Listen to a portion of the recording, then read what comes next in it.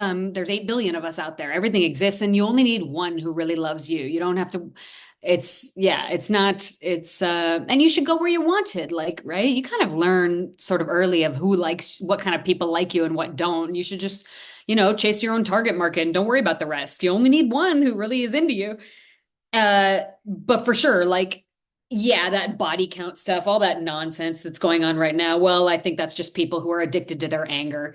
Like this ridiculous stuff on the internet now about like shaming women for sex, but yet everybody's chasing the hot ones. Like, I think, I've been alive long enough to see that some people are just kind of addicted to their rage. And it makes them feel better to be like, it's women's fault. It's not my fault. Or women do that. It's men's fault. It's not my fault. I think that stuff sells a lot because it confirms, no, it's not your fault that no one loves you. It's these bitches' fault or whatever. Um, but the fact of the matter is, if the if nobody wants to date you, then the problem is you. It's either your looks or your personality or you're broke or usually like for every woman who likes rich guys, like a lot of these guys love to say that, well, they only like the rich guys. That's not true. I know tons of women who actually don't want a rich guy. They want somebody not rich because they feel safer if he's not, which is cool. Whatever. Or like there's not every guy likes like blondes or big boobs or whatever, insert variable. The fact of the matter is, I think it's important to be honest. I think the beauty of you don't really see older women running around being angry that 21-year-old men don't want them. Uh, what you do see when young men are angry that not everybody wants them, usually the problem is largely personality. Most people don't want to be around somebody who's an asshole. So, uh, whether you are tall or short, black, white, rich, poor, it's largely personality. And so, if a man comes up to a woman and immediately asks her about her body count, whether her body count is 0 or 200, he has identified that he's an asshole. So it's over from the get-go because he just said to her, I'm here to judge you. And that's literally not love, right? Love is not judgmental. Love is kind. Corinthians, right? Love is patient. Love is kind. So if you introduce yourself to somebody as nice to meet you, I'm here to judge you, then you're finished from the start, right?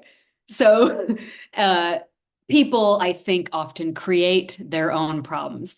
I did very well in sex work, not because I was so particularly beautiful. I was pretty enough to model a little. I never made it to be Gigi Hadid. Most people don't. But frankly, the reason I did well is I'm nice. I'm nice. And that's the same thing that'll get you success in business or with your family or with your it's it's not that complicated. It's just be nice. And maybe don't be too hideously ugly, but most of it, be nice. That's about it. Yeah, I agree. I watched an interview of someone that was a sex worker, and she does OnlyFans more so now than anything else. Well, at the time. And what she said is most of her streams of income was her listening and being kind to the men she was interacting with. And then the person asked her, was like, what do you mean? You're not selling body parts? She's like, yeah, there's men that want that. They want the feet pics, they want the cleavage, they want the boobs, they want the ass. But what she was like, the way she explained it was that is not the majority. That's a small group of people that will spend a lot of money. She said that the regulars, the people that come, are the people that literally just want me to hear about their day. Yeah. They want me to be kind. They want me to be understanding. They want me to give them an ear because a lot of these men, I'm using the men, a lot of these men who reach out to her, they don't have a female that they can go to where they feel like they're being listened to, where they feel like they're being supported. And that's what she says. She's like, I'm getting the majority of my income from the text messages back and forth, from the phone calls where I literally say a couple of words and they just tell me my day was difficult. Oh my God, I was this, I was that. And it's interesting that you said that because I know that you've had experience as a sex worker and you mentioned being kind. Is that Mhm. something that you saw as well, where it's more so more of that versus what a lot of people think where we're just sending all these nudes out to the world? Of course it is. I mean, that's you could be the most beautiful woman on earth, and you're not going to have success if you're not nice. No one does business in any industry of any kind with people that are not nice. If you go to get a Starbucks and the person who makes your coffee is completely awful to you, you're not going back.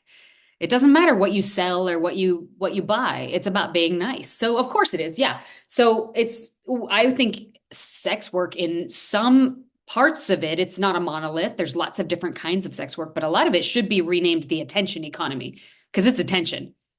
There's people now that have texting packages where it's this many texts per day, per week, per month because people just want attention. And why would they pay for that? Why don't they have friends? Well, because when you monetize it, when you pay somebody, you basically get better service. It's on demand, right? The person will be nicer to you because they want the money. Yeah, that's called a job. When you do your job, you try to do it a little better because you want to make money. And so these men who can't find a woman to be that nice to them, like the OnlyFans girl, well, they might have an awkward personality. The things they talk about might not be interesting. They might be sitting at home gaming all day and they're not very good with other people. So they can't get somebody to be equally nice to them without paying because a woman who's not being paid is going to be like, you're not fun. I don't like you. Bye. So what should they do? Yeah, they should also work on their social skills so that maybe someday they could get somebody for free. Often sex workers are a transition. A guy can see them, learn how to date, learn how to be a little more normal at dinner, not be such a weirdo. And then he can have more confidence because he's like, "Oh, I've been around beautiful women. They're just human beings too. They might look a little intimidating, but like I've seen her snore. She's not scary. It's just a person who happens to have a nice face or body or whatever.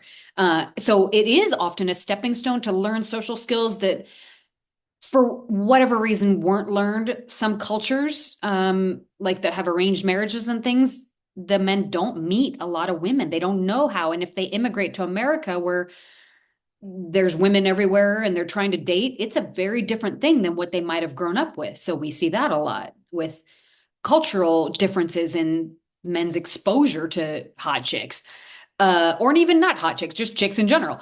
I think gaming has really made men worse at the social skill thing. They get the headset on and they troll each other. They don't see a real person. They don't have good table manners. They don't know how to go to dinner and like seduce a woman and be romantic, pull the chair out, open the door, all the lovely things that women like. They don't know how to do that anymore.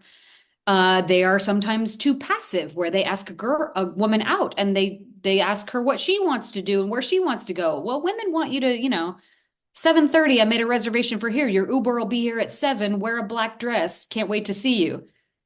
And, be a man. And so sometimes that's why they are lonely, is they don't know how to date. Some of that's the internet, some of that's can be cultural, it can be lots of things. Autism, so anxiety, whatever. So I think sex workers and even OnlyFans virtually, but I think in-person sex work is better because you go out in public, you go to a restaurant, you learn how to be a normal human being.